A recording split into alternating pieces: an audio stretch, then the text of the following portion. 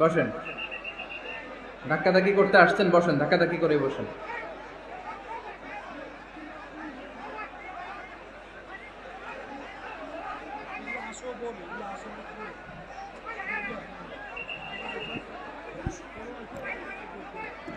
একটা তাফসির মাহফিলের একটা ভাব গাম্ভীর্যতা আছে, এখানে কোরআনের কথা হয়। এখানে এরকম বিশৃঙ্খলা করলে মাহফিলের সৌন্দর্যটাই নষ্ট হয়ে যায়। আওয়াজ হবে না, আওয়াজ হবে না। হ্যাঁ ঠিক আছে, বসে যান। ইশারায়, মুখে আওয়াজ করা যাবে না, ইশারায়।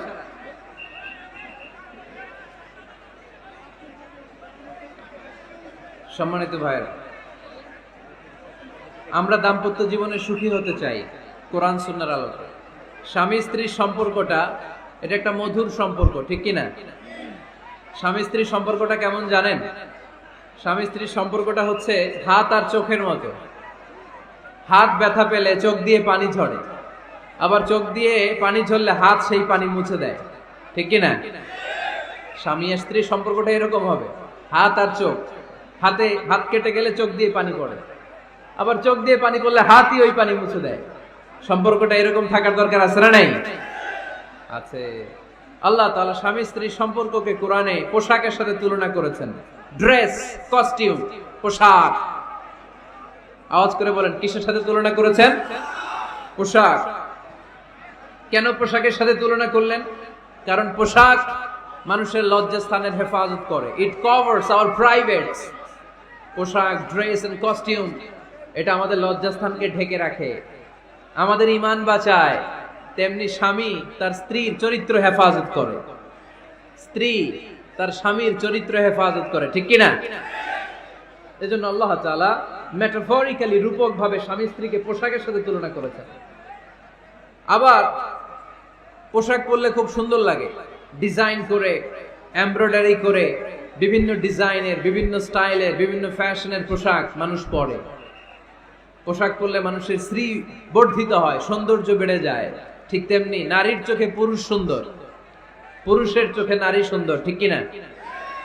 পোশাকের 3 নাম্বার কাজ হচ্ছে পোশাক মানুষকে কমফোর্ট দেয়, আরাম। এই যে শীতকালে আপনারা অনেকে ব্লেজার পরে আসছেন, অনেকের গলায় মাফলার, অনেকের গায়ে চাদর, আরাম লাগে না? কথা বলেন না কেন? লাগে। আবার গ্রীষ্মকালে এই মাফলার পরে কেউ বের হয়? চৈত্র মাসে, চৈত্র মাসে নীলফামারীতে জ্যাকেট পরেন কে কে দেখি? পরেন? পরেন? পরেন না। এর কারণ চৈত্র মাসে পাতলা কাপড় পরতে হয়, কটনের, সুতির কাপড়। শীতকালে মোটা কাপড় আরাম লাগে, দেহটাকে প্রশান্ত করে দেয়। আবার গরমকালে সুতির, কটনের পাতলা কাপড় পরলে দেহটারে প্রশান্ত করে দেয়।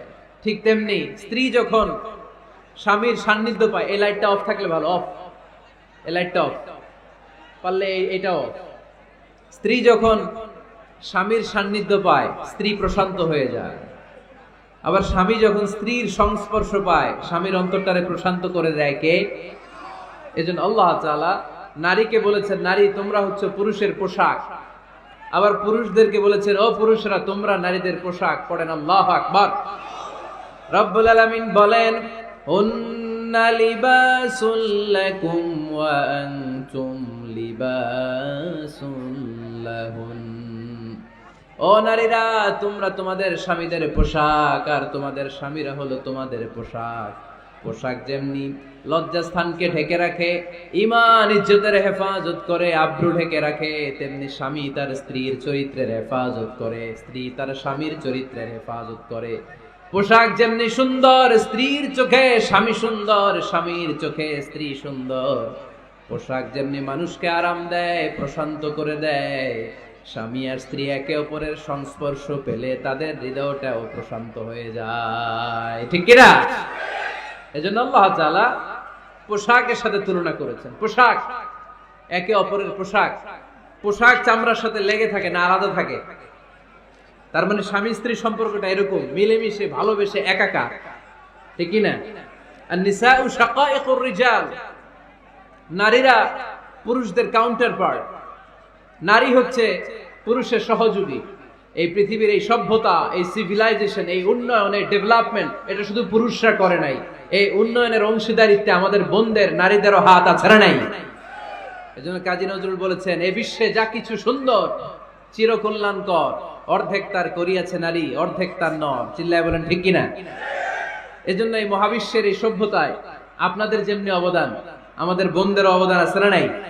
আছে। স্বামী স্ত্রী এই দুজন মিলে এই বিশ্ব সভ্যতা তৈরি হয়েছে। এজন্য দুজনের মধ্যে সম্পর্ক হবে পোশাকের মতো। পোশাক যেমনি দেহের সাথে লেগে থাকে, স্বামী স্ত্রীর মধ্যে এরকম সুসম্পর্কের দরকার আছে না নাই? আছে। আজকে আমরা জানার চেষ্টা করব কি করে স্বামী আর স্ত্রীর মধ্যে এই সুসম্পর্ক বাড়ানো যায়, ইনক্রিজ করা যায়। কি করে আমাদের মধ্যে মারামারি, কাটাকাটি, ঝগড়া, ডিভোর্স এই রেটটা কমানো যায়, এ ব্যাপারে আমাদের জানার দরকার আছে না নাই? ইসলামী শরিয়া স্বামী স্ত্রী প্রত্যেককে ইন্ডিভিজুয়ালি আলাদা আলাদা কিছু দায়িত্ব দিয়েছে। স্বামীকে কিছু দায়িত্ব দিয়েছে, আবার স্ত্রীকে কিছু দায়িত্ব দিয়েছে, আবার উভয়কে কিছু দায়িত্ব দিয়েছে। আমরা শুরুতে স্বামী স্ত্রীর উভয়কে আল্লাহ তাআলা কি দায়িত্ব দিয়েছে এটা জানবো। তারপরে স্ত্রীদেরকে আল্লাহ তাআলা কি দায়িত্ব দিয়েছেন সেটা জানবো। সবশেষে স্বামীদেরকে আল্লাহ তাআলা কি দায়িত্ব দিয়েছে সেটা জানবো। এই দায়িত্বগুলো পালন করার মধ্য দিয়ে দাম্পত্য জীবনকে সুখময় করে দিবে কে? আল্লাহ। শুরুতে আমরা জানবো দ্য কালেক্টিভ রেসপন্সিবিলিটি, যৌথ দায় দায়িত্ব কি আছে স্বামী আর স্ত্রীর, কেমন করে দাম্পত্য জীবনকে সুখময় শান্তিময় করতে হয়। একটা দাম্পত্য জীবন কলহমুক্ত করতে চাইলে, সুখময় করতে চাইলে সর্বপ্রথম স্বামী স্ত্রীর যেটা খেয়াল রাখতে হবে সেটা হচ্ছে স্বামী স্ত্রীর উভয়ের স্যাক্রিফাইসের মানসিকতা থাকা লাগবে। স্যাক্রিফাইস, আওয়াজ করে আমার সাথে সাথে বলেন স্যাক্রিফাইস। এই স্যাক্রিফাইস ছাড়া দাম্পত্য জীবন টিকবে? দুইজনেই যদি ঝগড়া করে, দুইজনেই যদি রেগে যায়, ঝামেলা আছে না নাই? স্বামী রেগে গেলে স্ত্রীকে থেমে যেতে হয়, আবার স্ত্রী রেগে গেলে স্বামীকে থেমে যেতে হয়। স্বামীও যদি রেগে যায়, স্ত্রীও যদি রেগে যায়, তাহলে তৃতীয় বিশ্বযুদ্ধ বেঁধে যাবে, ঠিক কিনা? এই জন্য রেগে গেলেন তো হেরে গেলেন, রাগা যাবে না। স্বামী যদি রেগে যায়, স্ত্রী থেমে যেতে হবে। স্ত্রী যদি রেগে যায়, স্বামী থেমে যেতে হবে। এটাই দাম্পত্য জীবনের সুখ আর সমৃদ্ধির মূল ফর্মুলা। স্যাক্রিফাইস করতে হবে। এর কারণ আপনি যদি দোষ খুঁজতে শুরু করেন, দোষ ছাড়া পৃথিবীতে মানুষ নাই, ঠিক কিনা? No one is perfect in this world. এই পৃথিবীতে কেউই পারফেক্ট না। আপনি যে আপনার স্ত্রীর দোষ খোঁজেন, আপনারও দোষ আছে না নাই? আবার ভাবি যদি আপনার খালি দোষ খোঁজে, ভাবিরও দোষ আছে না নাই? না। এজন্য দোষ খুঁজবেন না, স্যাক্রিফাইস করেন, একটু মানিয়ে নিন। দাম্পত্য জীবনটা এরকমই, একটু ছাড় দিতে হয়, একটু মানিয়ে নিতে হয়। দাম্পত্য জীবনে কখনো মন খারাপ, কখনো মন ভালো, কখনো রোদ, কখনো বৃষ্টি, এই নিয়েই দাম্পত্য জীবন, ঠিক কিনা? তাহলে দাম্পত্য জীবনে যদি আমরা সুখ পেতে চাই, সকল নবদম্পতিকে বলবো একটু ছাড় দেওয়ার মানসিকতা বিল্ড আপ করেন। একটু মানিয়ে নেন, একটু মানিয়ে নেন, একটু ছাড় দেন, একটু মিলেমিশে চলেন। এক স্যাক্রিফাইস আমাদের জীবনটারে, আমাদের দাম্পত্য জীবনটাকে একটা জান্নাতি দাম্পত্য জীবন বানাই দিবে, ঠিক কিনা? দাম্পত্য জীবনকে সুখী করার 2 নাম্বার ফর্মুলা হচ্ছে ঝগড়া করা যাবে না। আপনারা ঝগড়া করেন নাকি? হ্যাঁ, বউয়ের সাথে ঝগড়া করেন না এরকম বিবাহিত পুরুষ কে কে আছেন দেখি এখানে? হাত তুলছে অনেকে। বিশ্বাস হয় আপনাদের? হ্যাঁ, অনেক ঝগড়া। হ্যাঁ, আচ্ছা, মেয়েরা বেশি করে? না না, এই মহিলা প্যান্ডেল আছে এদিকে, এদেরকে জিজ্ঞেস করলে বলবে সব দোষ আপনাদের, আর আপনারা দোষ দিচ্ছেন এদের। তো ঝগড়া করবেন না, মেহরবানি করে সম্মানিত ভাইরা, ঝগড়া করবেন না। কারণ এই ঝগড়া থেকে, সামান্য ঝগড়া থেকে অনেক সময় বিচ্ছেদের দিকে চলে যায় সম্পর্ক। ছোট্ট ঝগড়া থেকে যেতে যেতে ঝগড়া বাড়তে বাড়তে ডিভোর্সের দিকে গড়ায়, এরকম আছে না নাই? না, সামান্য ঝগড়া যদি বেঁধে যায়, শয়তান এটার মধ্যে বাতাস দেয়, এটারে বাড়াতে বাড়াতে শয়তান অনেক বড় করে। ইমানদারদের পরিবার ভেঙে গেলে শয়তান খুশি, আর ইমানদারদের পরিবার টিকে থাকলে আমার আল্লাহ খুশি। আমরা কার খুশি চাই? জোরে বলতে হবে, খুশি চাই কার? শয়তান সব সময় চায় ইমানদারদের ফ্যামিলি ভেঙে দিতে। Always he tries his level best to break down the relationship of a mu'min family. একজন ইমানদারের ফ্যামিলি কি করে ব্রেকডাউন করে দেয়া যায়, যেন ঝগড়াই করবো না আমরা। আপনি ঝগড়া করলে ভাবি যেন ঠান্ডা থাকে, ভাবি ঝগড়া শুরু করলে আপনি ঠান্ডা থাকবেন। ঝগড়া করা যাবে না, কিন্তু ঝগড়া হয়ে যায় ফ্যামিলিতে, এটাকে চেক দিতে হবে। ঝগড়া নিয়ে অনেক মজার মজার গল্প আছে, একটা গল্প দিয়ে আজকে শুরু করি। এক লোক মাহফিল শেষ করে 11টার দিকে বাসায় ফিরেছে। তো বাসায় ঢোকার আগে তার ওয়াইফকে ফোন দিয়েছে, ফোন দিয়ে বলতেছে, এই মাহফিল শেষ, আমি কিন্তু বাসায় চলে আসতেছি, শুরু করার আগে তাড়াতাড়ি দরজাটা খুলো। তো স্ত্রী আবার রাতের খাবার স্বামীকে ছাড়া খায় না, তো স্ত্রী দরজা খুলে দাঁড়ায় আছে, স্বামী বেচারা আসছে।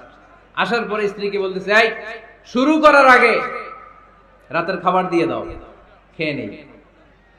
তো স্বামী ওয়াশরুম থেকে ফ্রেশ ট্রেশ হয়ে আসছে, স্ত্রী বেচারিও ডাইনিং টেবিলে খাবার দিয়েছে।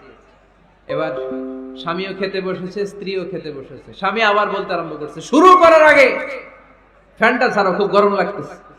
এবার তো স্ত্রী রেগে মেগে আগুন, কি আসার পর থেকে শুরু করার আগে, শুরু করার আগে, শুরু করার আগে, কি শুরু করার আগে? স্বামী বলতেছে, এই তো শুরু হয়ে গেল, এই শুরু হয়ে গেল। মানে কি? ঝগড়া। নীলফামারীর ভাইয়েরা, এটা শুরু করা যাবে না। শুরু করবেন আপনারা, ঝগড়া করবেন। আমাদের ফ্যামিলিগুলো থেকে ঝগড়াকে আজকে থেকে আমরা নো বলে দিলাম, মানে না। ঝগড়াকে কি বললাম?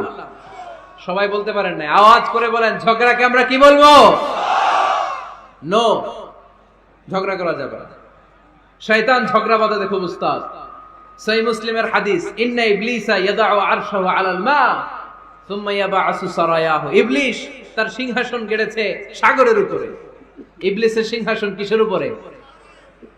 বিশাল বড় সাগর আর মহাসাগরের উপরে ইবলিস শয়তান তার সিংহাসন নিয়ে বসা। প্রতিদিন সকাল বেলায় শয়তানগুলোরে মানব রাজ্যে পাঠিয়ে দেয়, যা তোরা মানব রাজ্যে চলে যা, যে মানুষকে ওয়াসওয়াসা দেয়, ওয়াসওয়াসা দিয়ে খারাপ কাজ করা। সারাদিন খারাপ কাজ করার পরে কি কি ওয়াসওয়াসা দিল, কি কি খারাপ কাজ মানুষের মধ্যে ঘটালো, সন্ধ্যা বেলায় সব শয়তানে সেই ইবলিসকে বয়ান শোনায়। সন্ধ্যা বেলায় শয়তানগুলো এসে বলে, আমি এক লোককে দিয়ে মিথ্যা কথা বলিয়েছি। আরেক শয়তান বলে, আমি নামাজ কাজা করিয়েছি এক আল্লাহর বান্দাকে দিয়ে। আরেকজন বলে, আমি ওজনে কম দিয়েছি। আরেকজন বলে, আমি সুদের ব্যবসার মধ্যে টাকা লাগানোর ব্যবস্থা করে দিয়েছি। এক একজন এক একটা ওয়াসওয়াসা দিয়ে আল্লাহর মুমিন বান্দাদেরকে ধোঁকা দিয়েছে। এগুলোর ফিরিস্তি এসে সব শয়তানেরা ইবলিসকে শোনায়, কিন্তু কোনো কথাতে ইবলিসের মন ভরে না। কোন শয়তান এসে বলে, আমি তো এমন মদের আড্ডাখানায় নিয়ে গেছি আল্লাহর বান্দাদেরকে, এগুলো নামাজই পড়ে নাই, খালি মদ খেয়েছে। আবার কিছু শয়তান এসে বলে, আমি ক্যাসিনোতে নিয়ে গেছি, ওখানে খালি জুয়া খেলছে। আবার কিছু শয়তান এসে বলে, আমি বাজারের মধ্যে ফরমালিনের এই ওয়াসওয়াসা ঢুকাই দিছি। একটার পর একটা শয়তানি ফিরিস্তি তারা ইবলিসকে শোনায়, কিন্তু কোনো কাজই ইবলিসের মন ভরাতে পারে না। একজন এসে বলে, আনা মা তারাকতুহু বাইনার রাজুলি ওয়া ইমরাআতিহি হাত্তা ফাররাকতু। আমি একজন ইমানদার নারী পুরুষের মধ্যে ঝগড়া লাগাইয়া ওই ঝগড়া বাড়াতে বাড়াতে বাড়াতে বাড়াতে তালাক পর্যন্ত নিয়ে গেছে। নাউজুবিল্লাহ পড়বেন না? শয়তান এবার তার উপর খুশি হয়ে যায়। সব শয়তানগুলোকে ঠেলে ইবলিস এই শয়তানকে কাঁধে তুলে নাচতে শুরু করে দেয়।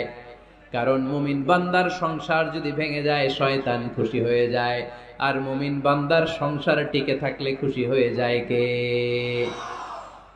এজন্য নীলফামারীর ভাইরা, ঝগড়া করা যাবে না। দাম্পত্য জীবনকে সুখী করতে চাইলে ঝগড়াকে আমরা নো বলে দিব। ঝগড়া অনেক সময় হবে, কিন্তু এটাকে বাড়তে দেয়া যাবে না, এটাকে আমরা স্পেস দিব না, ওইখানে থামায় দিতে হবে। রাজি আছেন তো সবাই? আল্লাহ রাসূল সাল্লাল্লাহু আলাইহি ওয়াসাল্লামের ফ্যামিলিতে ঝগড়া হতো। আম্মা জান আয়েশা রাদিয়াল্লাহু তাআলা আনহার সাথে আল্লাহ রাসূল সাল্লাল্লাহু আলাইহি ওয়াসাল্লামের ঝগড়া হতো, হাদিসে পাওয়া যায়। কিন্তু এগুলো ছিল মধুর ঝগড়া, সুন্দর ঝগড়া। সুবহানাল্লাহ পড়েন। আল্লাহর হাবিব বলেন, ইয়া আয়েশা ইন্নী লা আ'লামু ইযা কুনতি আন্নী রাদিয়া ওয়া ইযা কুনতি আলাইয়া গাদবা। ও আয়েশা, তুমি কখন আমার উপর রেগে থাকো সেটাও আমি বুঝি, আবার কখন খুশি থাকো সেটাও বুঝি। আম্মা জান আয়েশা বললেন, ইয়া রাসূলুল্লাহ, ইয়া হাবিবাল্লাহ, কেমন করে আপনি বুঝেন যে আমি আপনার উপর রেগে আছি, আবার কেমন করে আপনি বুঝেন আমি আপনার উপর সন্তুষ্ট আছি? বিশ্বনবী বললেন, আয়েশা তুমি যখন আমার উপরে খুশি থাকো, আমার উপর যখন তুমি রাজি থাকো, তখন তুমি দোয়ার সময় এইভাবে দোয়া করো, ওয়া রব্বি মুহাম্মাদ, মুহাম্মাদের রব আপনি আমাদের সব গুনাহগুলো মাফ করে দেন। আর যখন তুমি আমার উপর রেগে থাকো, তখন তুমি আমার নামটা মুখ দিয়ে উচ্চারণ করো না। ও আয়েশা, তখন তুমি দোয়ার সময় বলতে থাকো, ওয়া রব্বি ইব্রাহিম, ইব্রাহিমের রব আপনি আমাদের সব গুনাহগুলো মাফ করে দেন। যখন তুমি খুশি তখন আমার নামটা মুখে নাও, যখন তুমি আমার উপর রেগে থাকো তখন তুমি আমার নামটা মুখে নিতে চাও না। আম্মা জান আয়েশা বললেন, ইয়া রাসূলুল্লাহ, ইয়া হাবিবাল্লাহ, মা আহজুরু ইল্লা ইসমাক, আমি শুধু আমার মুখ থেকে আপনার নামটারে সরায় রাখি, আমার হৃদয় থেকে কোনোদিন আপনারে সরাতে পারি না। মা আহজুরু ইল্লা ইসমাক, নবী হে আমি তো শুধু মুখ থেকে আপনার নামটারে বাদ দেই, আমার হৃদয় থেকে তো আপনারে বাদ দিতে পারি না। আমার হৃদয় পুরোটা জুড়ে শুধু আপনি আর আপনি। চিল্লায় পড়েন আল্লাহু আকবার। তার মানে আম্মা জান আয়েশা আল্লাহ রাসূল সাল্লাল্লাহু আলাইহি ওয়াসাল্লামের উপর রেগে থাকতেন মাঝে মাঝে, বিশ্বনবী মাঝে মাঝে রাগ করতেন। একবার খুব বেশি রাগারাগি হয়ে গেল, অনেক ঝগড়া হয়ে গেল। এবার আল্লাহ রাসূল সাল্লাল্লাহু আলাইহি ওয়াসাল্লাম খেয়াল করলেন না, এত ঝগড়া তো করা ঠিক হবে না। তখন আল্লাহর হাবিব সাল্লাল্লাহু আলাইহি ওয়াসাল্লাম বললেন, আয়েশা চলো মিটমাট করি। কি করি? হ্যাঁ, মিউচুয়াল করি না, মিটমাট। এই যে ঝগড়া লাগলে আবার যে মিলায় দেয়, এটার কি বলেন আপনারা নীলফামারীতে? মিটমাট। আল্লাহর হাবিব সাল্লাল্লাহু আলাইহি ওয়াসাল্লাম বললেন, আয়েশা চলো আমরা মিটমাট করি, আমরা আর ঝগড়া না করি। আম্মা জান আয়েশা বললেন, ঠিক আছে চলেন মিটমাট করি। বিষ্ণু বললেন, ঠিক আছে একজনকে নিয়ে আসি যে দুজনের মাঝে মিটমাট করাই দিবে। কারে নিয়ে আসবো? ওমরে ফারুককে নিয়ে আসি। আম্মা জান আয়েশা বলে, না, ওমরও গালিদ, ওমরের মেজাজ গরম, আমার ভয় লাগে। সুবহানাল্লাহ পড়বেন না? বিষ্ণু বললেন, তাহলে তোমার আব্বারে নিয়ে আসি। কই নিয়ে আসেন, আব্বারে খুব ভাল লাগে। বিষ্ণু বললেন, ঠিক আছে তোমার কথাই রইলো, ওমরকে ডাকবো না, তোমার আব্বা আবু বকরকে নিয়ে আসবো। বিশ্বনবী মিটমাট করার জন্য সাইয়েদনা আবু বকর রাদিয়াল্লাহু তাআলা আনহুকে ডেকে নিয়ে আসলেন। সাইয়েদনা আবু বকর রাদিয়াল্লাহু তাআলা আনহু ঘরে ঢুকলেন। বিশ্বনবী বললেন, আয়েশা আমার আর তোমার মাঝে কি নিয়ে ঝগড়া হয়েছে, কথাটা কি তুমি বলবা নাকি আমি বলবো? আম্মা জান আয়েশা বলেন, আপনিই বলেন, তবে মিথ্যা বললেন না, যা ঘটছে ওইটাই বললেন। ওয়ালা তাকুলিল্লা হাক্কান, যেটা সত্য ওইটাই বলবেন, অন্য কিছু বলবেন না। আবু বকর রাদিয়াল্লাহু তাআলা আনহু তো শুনে রেগে মেগে আগুন। কি এত বড় সাহস, বিশ্বনবীর সামনে দাঁড়িয়ে তুমি এভাবে কথা বলো? এই আদব শিক্ষা দিয়েছি তোমাকে আমি। রেগে গেলেন। বিশ্বনবী কি সত্য ছাড়া মিথ্যা কিছু বলবেন? রেগে মেগে চিৎকার করে মেয়ের গালের মধ্যে দিলেন এক চপেটাঘাত। এক থাপ্পড় খেয়ে আম্মা জান আয়েশা উল্টায় পড়লেন। আবার মারার জন্য সাইয়েদনা আবু বকর রাগে গড়গড় করছিলেন, মেয়েরে আবার মারার জন্য উদ্যত হলেন।